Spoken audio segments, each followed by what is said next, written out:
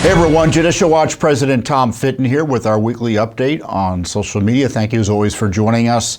An historic update because of the terrible straits our country are in as a result of the malicious prosecution of President Trump. I'll bring you up to date on that. Plus a new federal lawsuit by Judicial Watch to uncover the Biden censorship collusion with big tech.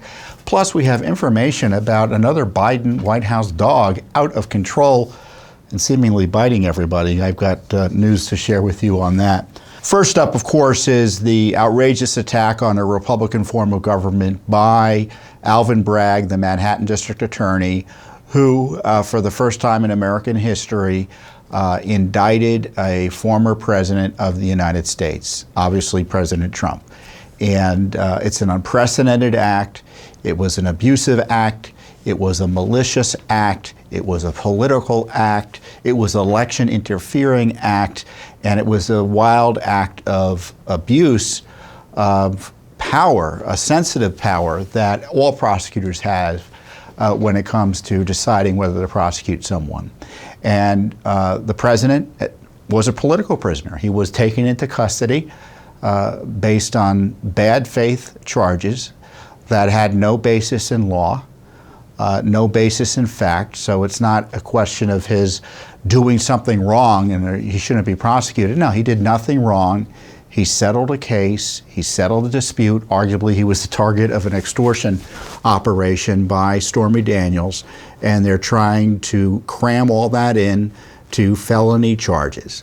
Now, many others have spoken about the lack of specificity in the charges, just how weak the case is, which further highlights the political nature of it. If you can't explain something legally as being justified, then what's the explanation? Well, when something stupid or wrong happens in cases like this, it's not because the law's bad or the facts are bad or the sort of legal analysis you would bring to bear. It's because politics are guiding the decision-making by Alvin Bragg. And of course, he's a Soros-backed prosecutor. I know that line has been bandied around a bit, but I want to explain it further. Soros was a key supporter of his campaign through this other group. A substantial portion of the monies he spent on his campaign or had spent on his behalf was as a result of Soros's intervention. And Soros is an extremist, and he supports, generally speaking, extremist candidates. And in the case of district attorneys like Bragg, these extremist candidates see their role as not enforcing the rule of law, prosecuting criminals, but using the tools of the prosecutor's office for political purposes, and whether it be letting criminals out, or in the case of Trump, targeting people based on politics and turning them into, as I said, political prisoners. And yes, I mean it when I say political prisoner. I had, or Judicial Watch had, PolitiFact, which is one of these left-wing, dishonest fact-checking organizations that harass groups like Judicial Watch and conservatives in order to get them censored, suggests that when I said that he was a political prisoner, I should have to back it up, and that's not factually accurate. And we sent back, your question's absurd. Of course he's a political prisoner. And the idea you're going to fact check an opinion like that is just beyond belief. But that shows you where the left is at. I mean, you call them out on the truth and they, quote, want to fact check you? Does anyone seriously dispute that President Trump is being prosecuted because of his politics versus anything he did wrong? And of course, just to bring you back to the underlying indictment, another indication of the abuse is he's charged with 34 felonies, right? And by now you've probably heard it explained multiple times that the alleged issue of falsifying business records, which are typically misdemeanors, have been kind of turned into felonies under his theory or Bragg's theory of the case, because they were in an effort to commit another crime, namely campaign finance crimes of some type. But in the indictment, he doesn't list what those other crimes are about. So they've arrested the former president of the United States, current leading candidate for president of the United States, or at least tied with Biden in the polls more or less. And they're not telling him what the crime is. And Bragg's excuse afterwards is, well, we're not required to put that into the pleadings, and we'll bring out all the evidence during trial. That's your Stalinist approach to prosecuting Trump. You're going to get arrested, we're not going to tell you what the crimes are, and we're going to tell you what the evidence is during trial?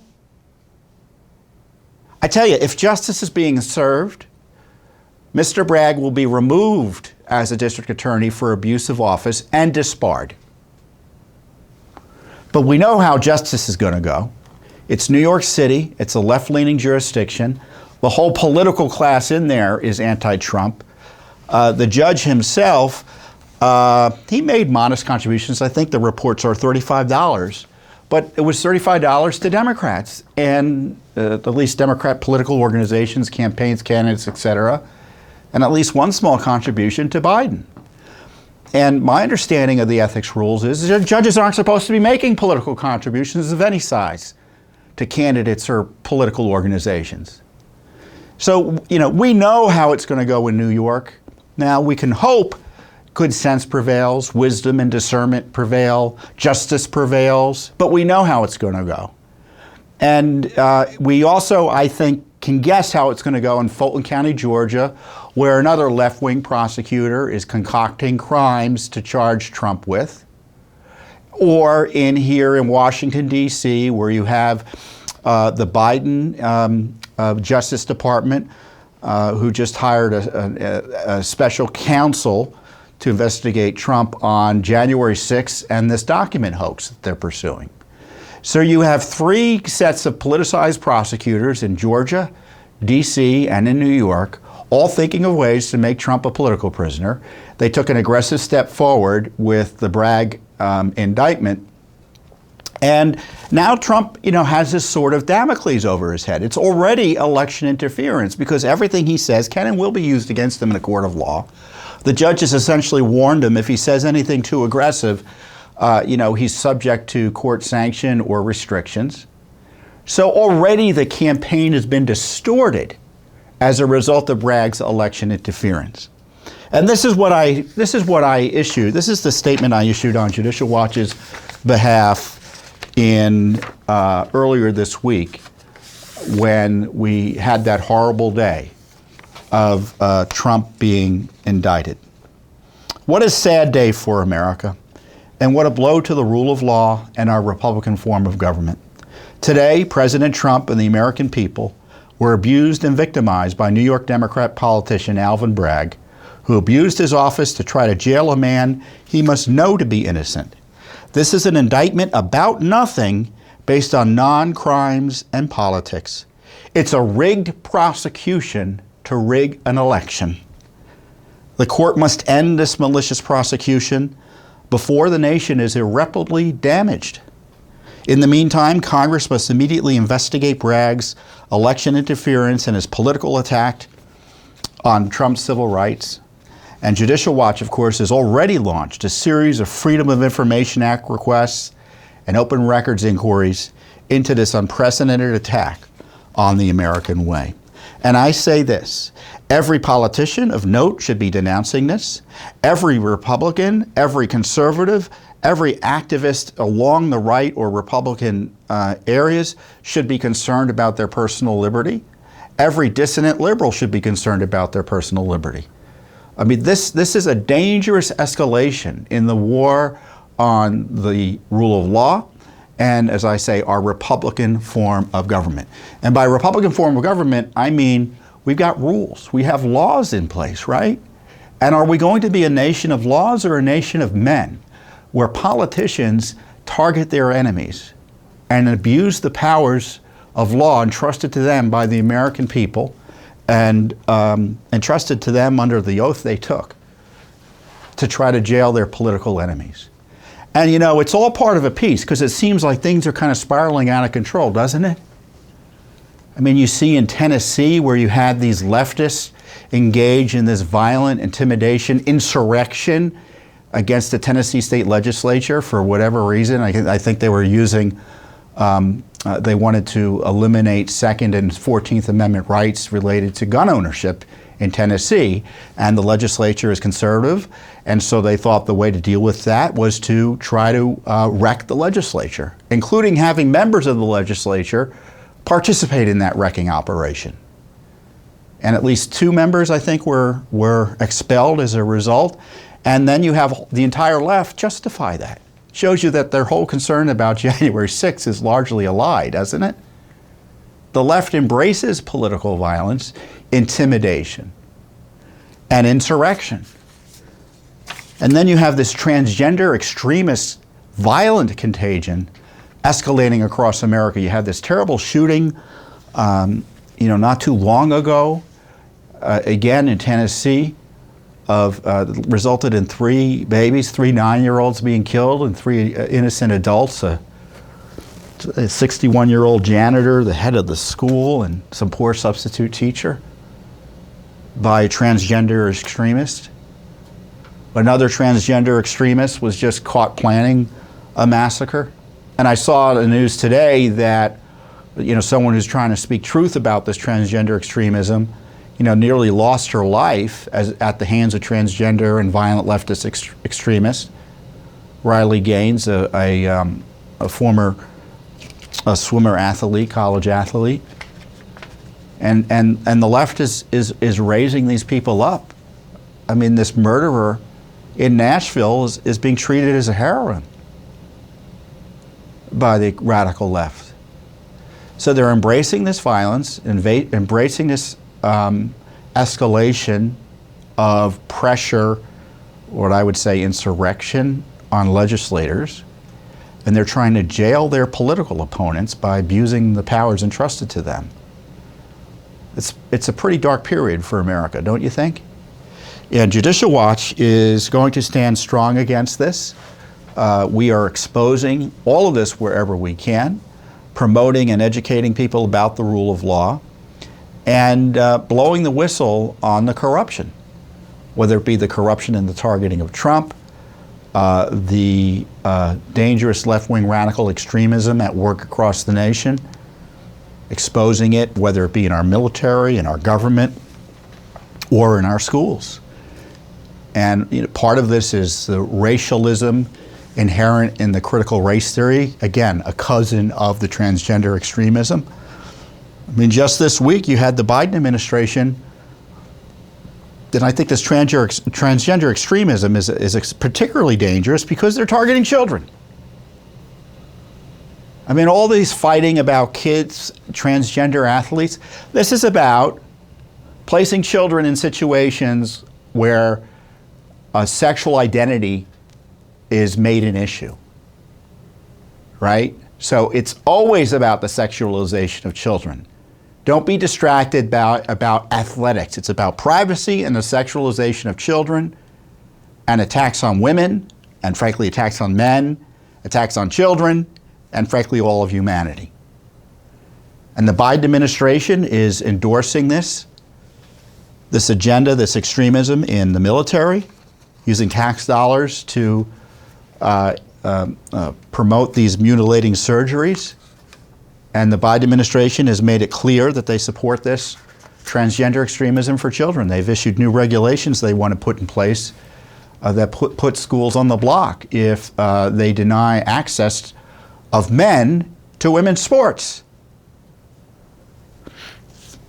I mean, and who gets victimized? These, frankly, in my view, these poor folks who say they're transgendered, because they're being used and taken advantage of, by our culture, by our media. Well, you see this Bud Light promoting this very disturbed person, Dylan Mulvaney, who says he's transgendered, is pretending to be a woman. A lot of his rhetoric and his whole demeanor, which is really a parody and misogynistic, is geared at children. So this is quite ugly. You've got Bud Light, and then Nike has him running around, again, mocking women. So, I mean, everyone's kind of being victimized by this transgender extremism. We were talking about, I was on the Tim Pool show this week, And Matt Walsh, who's been taking the lead here in kind of confronting the insanity of this transgender extremism, was talking to a man who said that he was a woman, he was transgendered. And, he said something like, you look like a man. And everyone was outraged about it. And I think, if you look at this person, I'd be hesitant to confront him. He had 4 arms, he had 4 arms the size of me. He's walking around saying, everyone's telling me I look like a woman. He doesn't. So everyone's being required to engage in this big lie. And it's dangerous because it leads to this crisis for some of these folks. And of course, because they're extremists and because they're fundamentally communist in approach, they want to destroy, right? And so what they say is their opponents, when they dispute these policies, when they dispute their efforts to mutilate children, are, quote, using words that are, quote, violent. So when you say your opponents are violent simply because they disagree with you, that justifies the worst against them, doesn't it? If Christianity is violent for espousing Christian principles, if an American is violent for suggesting that men shouldn't be involved in women's sports, then all bets are off, right, when it comes to targeting them. So I kind of digress a little bit because this is like the fever of the moment, right, this transgenderism. And I think this kind of fanaticism, this crazed anything goes, it results in it has all different types of symptoms. This transgenderism, this woke culture with the critical race theory, and the effort, frankly, to jail all your political opponents like Donald Trump. Now, what next, to get back to the Trump issue, what next for Trump? I don't know. I think he's going to be indicted by all of these leftists in all these jurisdictions. And so I don't know what's going to happen. I say we're in undiscovered country. And I made a comment to the Washington Post over the last few days. It was over the last weekend that got picked up in the media. And I said all bets are off because you can bet local district attorneys in conservative jurisdictions like Texas and Florida are going to be trying to find a hook, for instance, into the Biden family so they can prosecute them. And unlike Trump, there's plenty of evidence the Biden family has been involved in substantial criminal activity, so the hook may be substantial. So is that where we're going to be? I don't know. And in this case, President Trump submitted himself to the jurisdiction of the court in New York. Well, that isn't always going to be the case. So we could have rule of law crises as a result of these political prosecutions in the future. Some people may object in ways that, create a crisis. So what's the way out? Well, there's got to be consequences for this misconduct, right? And there has to be consequences under law. And all the tools available to anyone of authority in our nation's public life should be used. And the president, if he had any principles, would shut down the Justice Department harassment of his competitor for the presidency, and he'd ask the Justice Department to see what's going on with Bragg.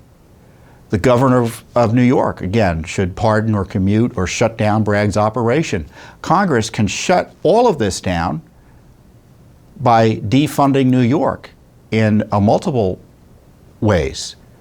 You hear about this debt limit fight and Republicans trying to get certain policies and cuts in under this debt limit fight. Well, why wouldn't this be part of it? Similarly, cut off the Justice Department's abuse of citizens who support Trump or are perceived to be on the wrong side of the political aisle. Same goes to Fulton County, Georgia. So when people say nothing can be done, either they're not thinking it through enough, or they're just trying to keep you quiet. And I'm telling you, something can be done under the law to stop this abuse of Trump and other innocent Americans. And so Judicial Watch is going to do what it can. We've got several investigations already underway onto all of these issues I've been talking about. And we've been forthright and speaking truth to power about holding Biden accountable, for instance. Is Hillary now going to be subject to prosecution?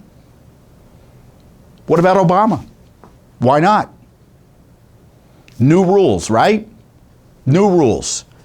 I tell you what, if you're going to indict Trump on non-crimes, then let's think about indicting Obama, Hillary, Schiff, Bill, Biden, Pelosi, you name it, on the real crimes that they've been credibly accused of. But there's got to be consequences. There's got to be an understanding that you cannot cross this line without a reaction from those who want to protect and promote the rule of law, our Constitution, and truth, justice, and the American way. So I'm glad it's been a few days since the indictment, so I'm not as angry as I otherwise would have been.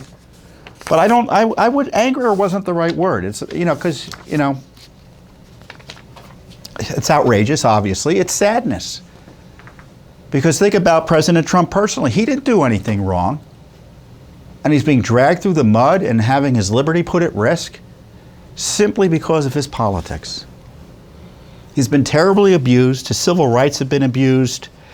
And I said it once and I'll say it again, because it's the ultimate truth here. President Trump is a crime victim. And now Alvin Bragg is one of the perps abusing him. So obviously we'll be on top of this and come back here often to see what we have to say on the current events, and obviously we'll be advising you of our investigations as they proceed. Speaking of abuses, one of the biggest abuses of our time is the use of the Justice Department, the Department of Homeland Security, the CIA, the State Department, the Defense Department, the White House to collude with big tech to censor you. So Americans have been victimized by the millions by this collusion of censorship, someone said this big censorship, the censorship industrial complex to target American citizens. And the censorship obviously most directly impacted the 2020 election in the sense that it was designed to influence the 2020 election by censoring information about Hunter Biden and by suppressing the other candidate, President Trump. And then you had the censorship related to COVID, the vaccines, COVID origin. You have the censorship ongoing related to election integrity and the disputes about elections. It's still happening. If I say the wrong thing here on YouTube, they'll take the damn video down. Pardon my language. So it's ongoing. And it's with the endorsement and support and pressure from the Biden administration. And Judicial Watch has been front and center in exposing and investigating this. Now, we've heard about the Twitter files where Elon Musk has allowed reporters to look at internal Twitter documents documenting some of this collusion with the federal government that not only show collusion with the feds and some state officials, but also that the collusion includes Facebook and Google and these other social media platforms. And Judicial Watch has been trying to get the other side of the Twitter files by suing in federal court to say, well, Twitter says you've been telling them to censor. I want your documents showing that you were telling Twitter and others to censor. And so accordingly, we've been suing, and most recently we sued the Homeland Security Department of Homeland Security, for records on their censorship meetings with big tech. And there's a specific agency that was created, unfortunately, during the Trump administration in response to the Russia hoax. That tells you how poorly based it was.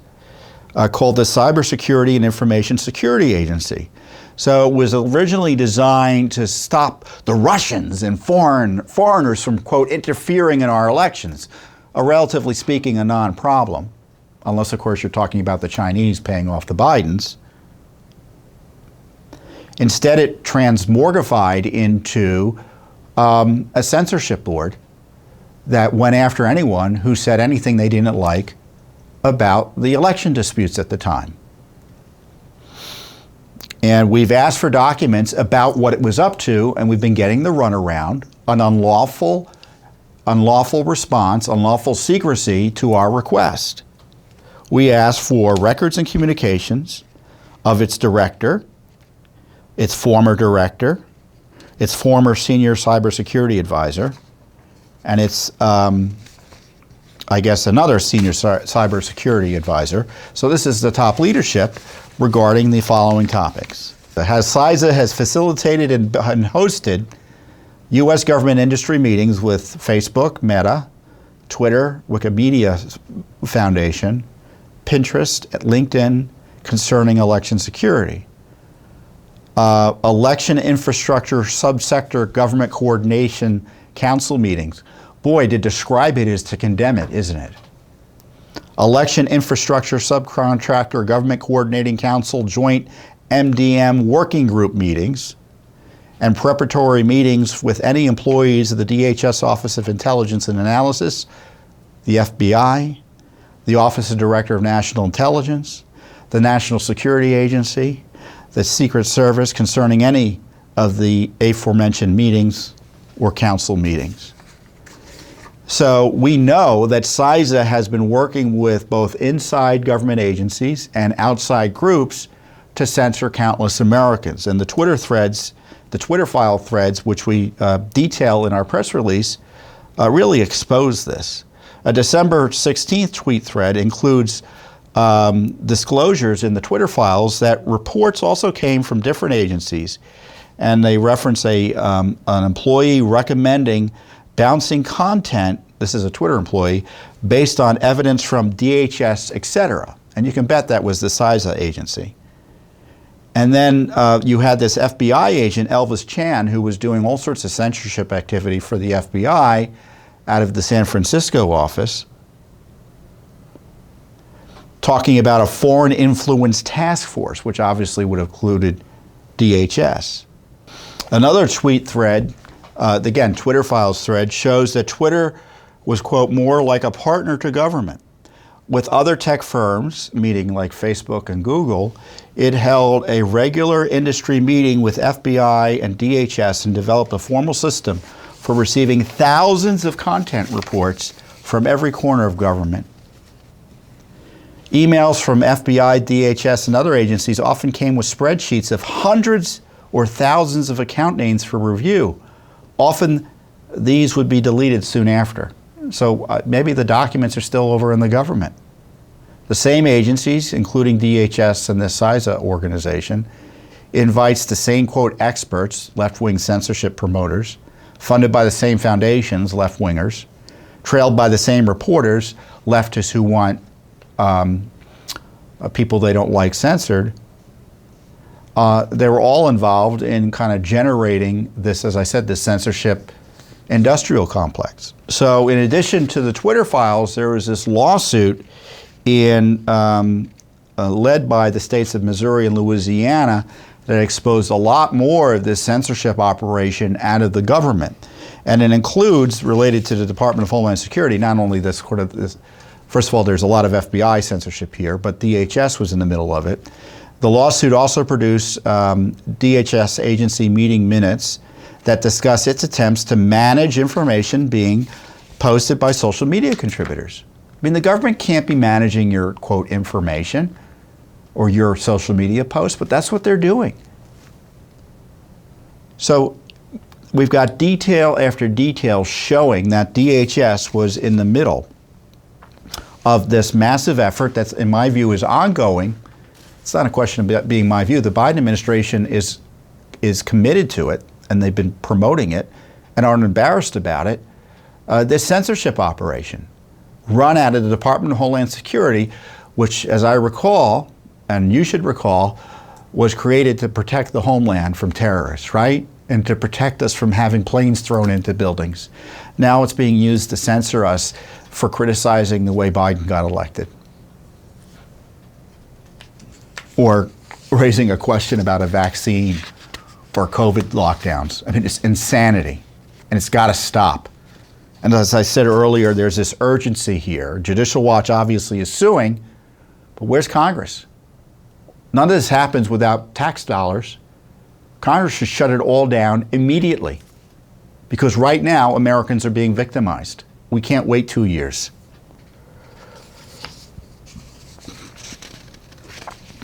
Judicial Watch, this is just the tip of the iceberg. This lawsuit, we just sued the FTC over its abuse of not Donald Trump, Freudian slip, Elon Musk. Again, all part of the same piece, right? They go after their opponents. They try to jail their opponents. They harass their opponents. Musk is an opponent of the deep state, of the left, of the Democratic agenda to censor Americans and Trump supporters and whatever. So he's being targeted by the Biden administration through the FTC. We've sued the FTC over this targeting. We've sued, for instance, California over its targeting of Judicial Watch. The Secretary of State's office caused YouTube to take down a video featuring yours truly telling the truth about election integrity issues. I mean, we've exposed document after document showing this censorship. And we're not going to stop. Because if our First Amendment ends, our Republic ends. So as I said earlier, stay tuned, come back, and we'll give you more as events warrant on this censorship crisis. You know, one thing I've learned about the Biden administration is there's no topic that is too petty for them to mislead, withhold information, or lie about. I guess most directly, we had the news this week leaked to the media that the Biden administration was lying about the Chinese spycraft attack on the United States a few weeks ago, where a Chinese spycraft, had that balloon spying on us floating over the United States for days on end. And, the Biden people were saying, oh, it's no big deal. We've taken steps to curtail their ability to collect data. They won't be able to send it back to China, et cetera, et cetera. All that was a lie. I mean, all of that was disinformation, misinformation, falsehoods, misleading, you name it. They were collecting data in real time. We couldn't stop it. They were over our military installations doing figure eights above the military installations so they could spend more time there. Can you imagine a commander-in-chief allowing a Chinese spycraft over U.S. territory to perform figure eights above our sensitive military installations without an aggressive response? Well, it happened. And of course, we only found out about it after he was forced to shoot it down, after it left U.S. territory, at least was over water. Unbelievable. And then there's the small stuff. Of course, if you're bitten by the dog, it ain't small, of the Biden White House misleading and withholding information about Biden's dogs biting. Judicial Watch had last year exposed how the White House had been lying about their dogs, specifically Major, basically biting everybody. I'm exaggerating for a little effect, but not really. I mean, he was out of control. He was biting Secret Service agents, staff, etc., and they were covering it up. And the agents were injured. The dogs had to be removed because they were so out of control. And the White House spokeswoman was asked about it, Jennifer Psaki, and she said, well, there was one bite, and it was an agent who startled the dog. But that wasn't what happened. The dog, the guy was standing in a room, and the dog walked into the room Major was either being handled by the president, I think, or Jill Biden. And the dog just rocketed across the room and attack the agent. Now, anyone who's a dog owner is sympathetic to being in a situation where your dog bites someone, but you don't lie about it. And you don't pretend it's not a big deal, especially if there are multiple bites going on. So long story short, they had to get rid of poor Major. I don't know where he is. I think they rehomed him. And they got another dog, Commander. Well, Judicial Watch got a tip. Commander is out of control too. So we asked the Secret Service for records.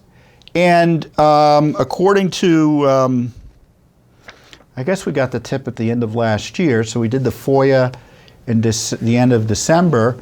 And then on January 20th, this is what we asked for. Any records related to incidents of aggression and bites involving the Biden family dog, Commander, including communications between the Secret Service officials and the uniformed and non-uniformed divisions involved in the White House operations and the Presidential Protection Division. So, my understanding when they say uniformed and non-uniformed, the non-uniformed are the Secret Service agents here you're used to seeing around the president, the big guys, the women who are standing there guarding the president. But the bulk of the Secret Service are the uniformed division, who are uniformed officers, law enforcement officers who provide protection, to the White House and its environs. Now, the Secret Service, interestingly, acknowledged receipt of our request on January 20th. They said they found responsive records, okay? So there are records that are responsive to our request to the incidents of aggression and bites. Okay, so think about how that reads. It means, yes, there were reports. And they said they're processing them. Well, guess what? We still haven't gotten the records. It's 2 months later almost. We still haven't gotten the records. So they're covering it up, and we've had to sue for it. So we've had essentially confirmation of our tip, the Commander's out of control, and they're covering it up.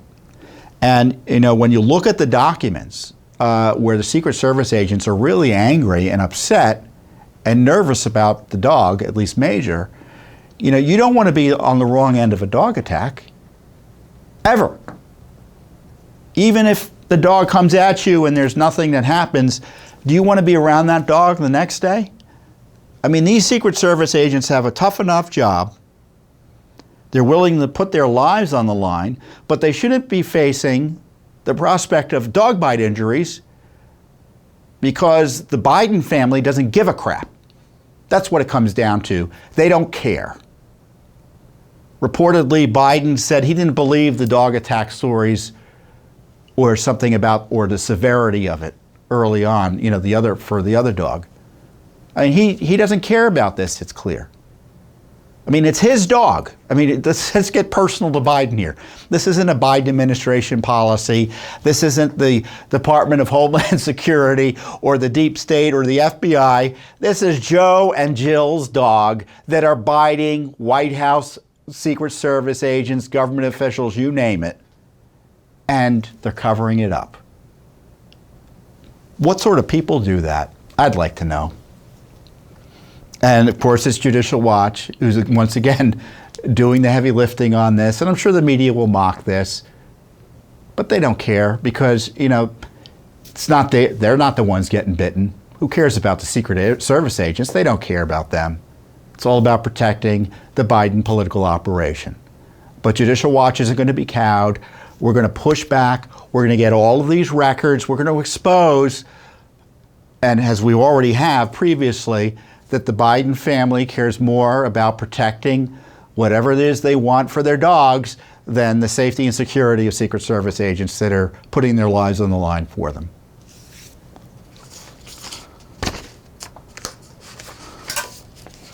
So, a lot to be outraged, huh?